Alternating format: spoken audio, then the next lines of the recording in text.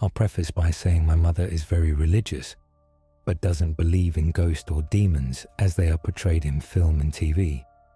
My father is a pastor who takes the Bible in a literal sense. They never married and produced me and two of my siblings. I mention this because I think it matters somehow. I define paranormal supernatural experience as an experience I absolutely cannot explain. My first paranormal experience was when I was about 8, when I was playing alone in the basement of my mom's friend house, who we were staying with at the time. Out of nowhere, I heard my name being called in the distance.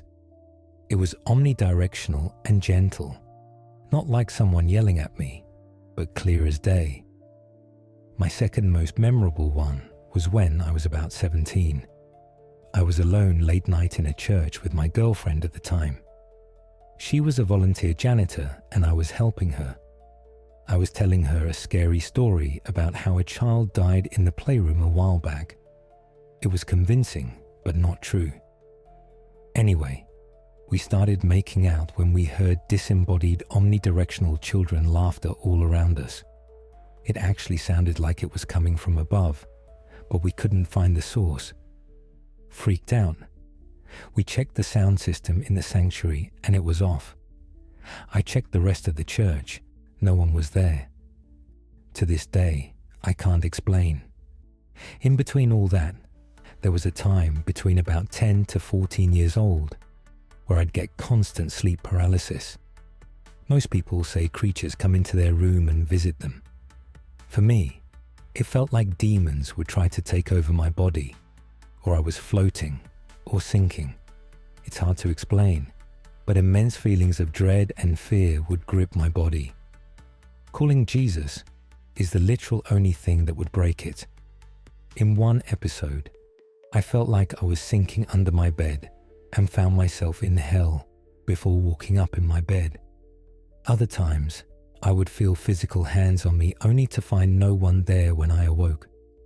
One day, my mother told me she herself had a dream where outside my bedroom door, there was a dark, red-eyed figure standing outside of my room. I only asked this today because once again recently I was asleep when I felt something tap me on my side only to find no one there when I awoke. Although this felt less like sleep paralysis and I didn't have to call Jesus to wake up. So I'm wondering, are spirits trying to reach me? Am I spiritually connected? If so, what do I do? Should I embrace it and sharpen the skill or rebuke it?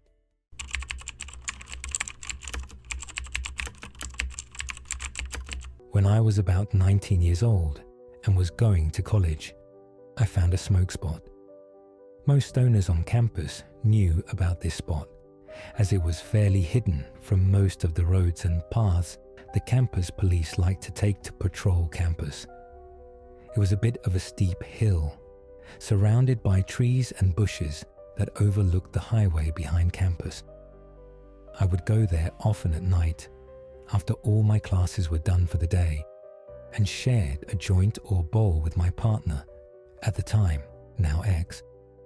He and I set up our spot on the hill that night. We brought our picnic blanket and smoke gear and were enjoying the night like any other, lightly discussing the day and watching the cars go by on the highway below. Other than the noise from the highway, it was fairly quiet that night. Just the occasional chirp of a cricket or gentle breeze rushing through the trees. We were about halfway through our joint when I suddenly got this strange, uncomfortable feeling. I thought maybe it was just me being high and paranoid, but I had a pretty high tolerance and was a regular smoker by then. I had barely smoked through our joint and felt pretty clear-headed, but I didn't ignore the feeling. I told my ex we should finish up soon and leave, just because I was getting uneasy and I usually trust my gut. A few minutes went by. Nothing unusual happened. I just listened to the ambient noises of the cars and the bugs when, out of nowhere, it felt like things went silent for a moment, replaced quickly by the sound of rustling in the bushes. It was odd as I squinted to look down the hill into the trees and brush. I was expecting to see an animal, really, maybe a deer or something, but I saw nothing, not a shadow, just nothing at all. I started to get up and told my ex to grab our stuff because I wanted to leave. I turned my back to the tree line and started gathering my stuff into the false water bottle I hid my smoke gear in while my ex rolled up the picnic blanket. From behind me, the rustling quickly shifted into very loud and distinct footsteps. It did not sound like an animal running, but 2 feet pounding into the ground, breaking twigs and branches underneath as they approached closer.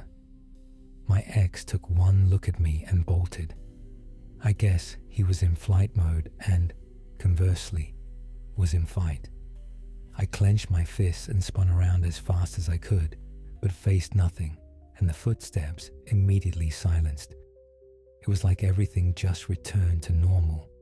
No more footsteps or movement. No odd noises or shadows. Just the trees and the cars and the bugs and my coward of an ex scrambling away up the muddy hill. I do believe something ran at me, but I don't know what. I do know, however, that my ex would let a demon kill me. So I guess it's good we're not together anymore.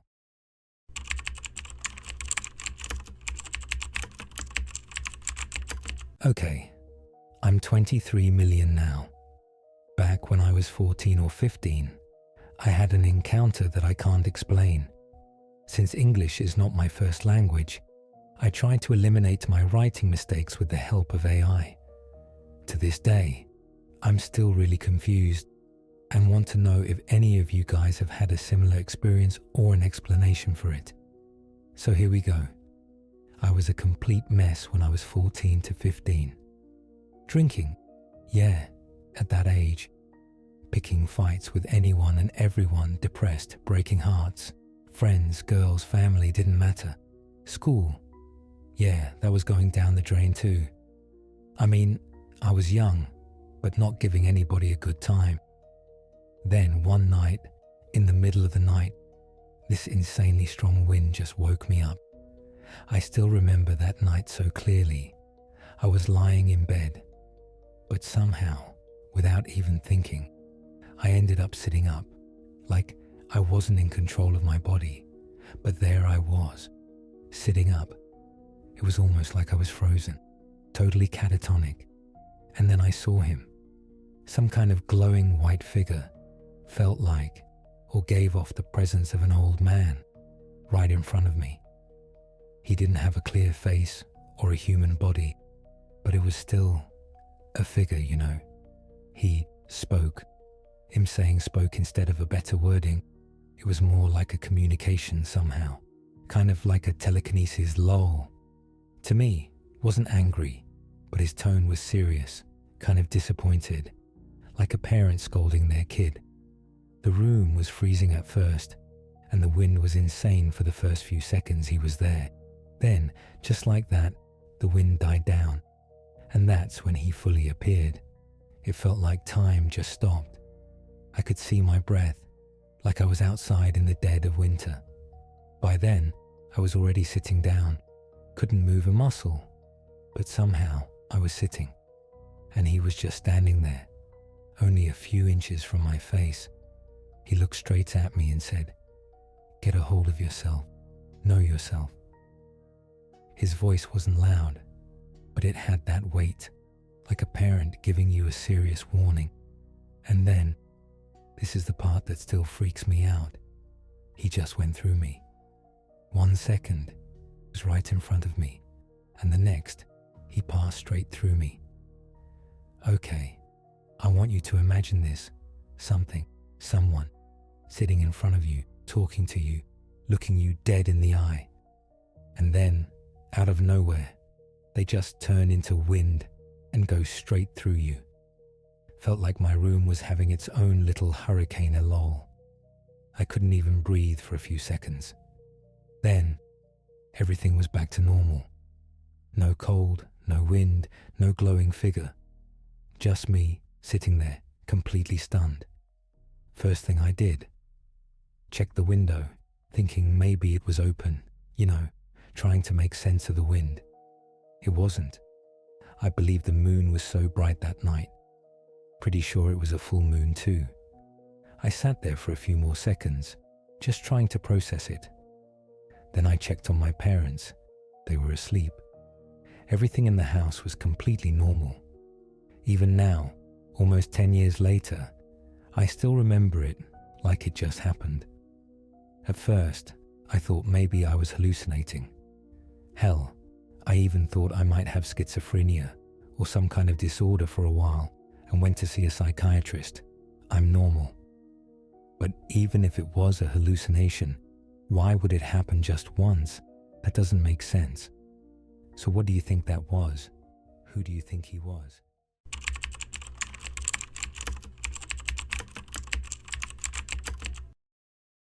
My grandma is in the dying process but still has like 90% of her marbles. She's estimated to have weeks left. I had briefly seen a large dark brown shadow in her bedroom a few nights ago, and the following day had a huge fatigue crash, which checks out with my medical history, but was kind of uncalled for and felt more like I was almost getting suppressed from a spiritual entity. My head felt like a lava lamp. My mom felt this same way. The following night, my grandma seemed inches from death, asking to be left alone, super antisocial and unlike herself. We respected her wishes and were surprised that the next day, yesterday, she was back to her zesty self.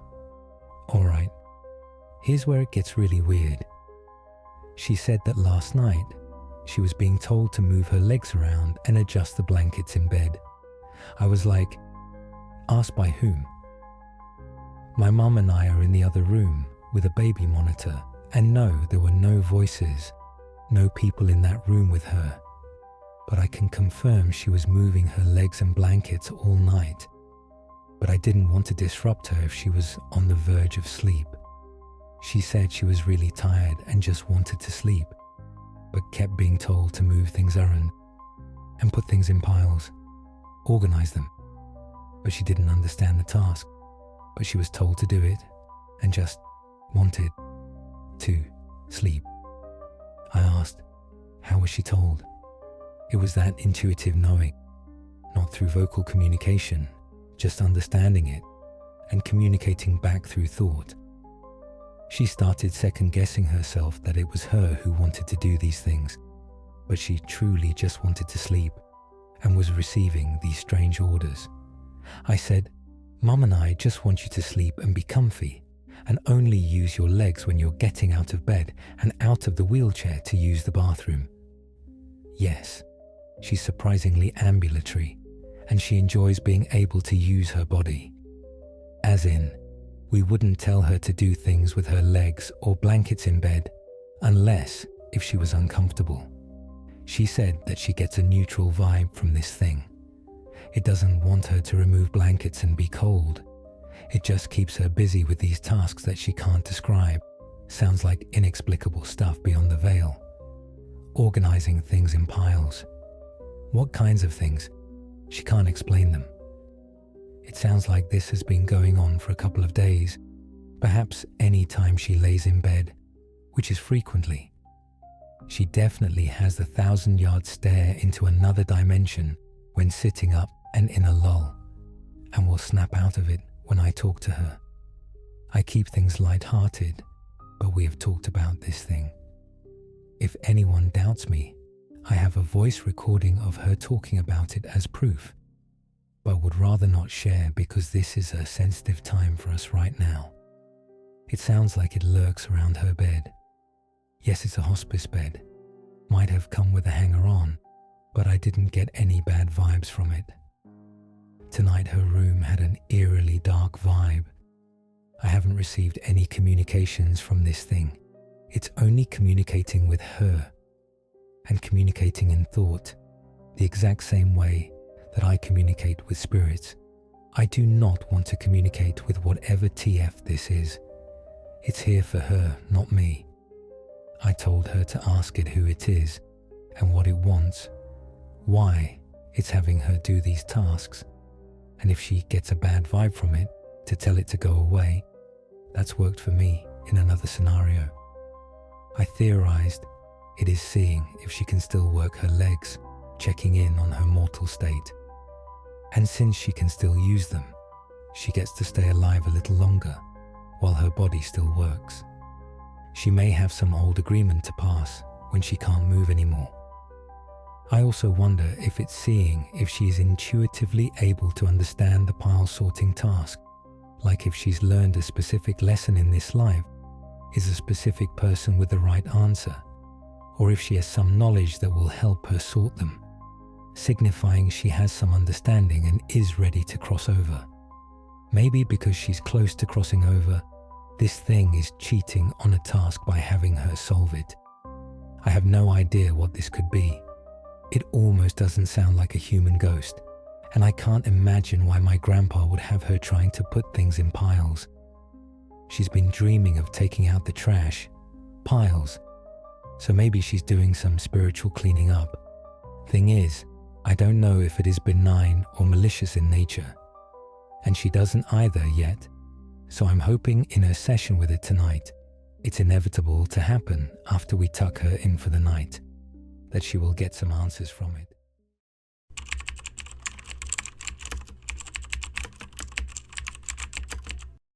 I've been a high school teacher for 10 years, and I still think of this one time. One of my special education students made several comments about angels.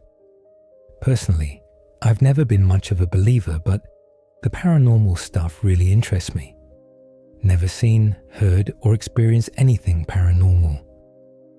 Some scary stories, videos and such do freak me out, but it never goes beyond that. I'm a skeptic in many things. I believe in science and reason, but also believe there's something else beyond ourselves. This former student of mine has autism, plus other diagnosed medical conditions. She graduated years ago, BTW.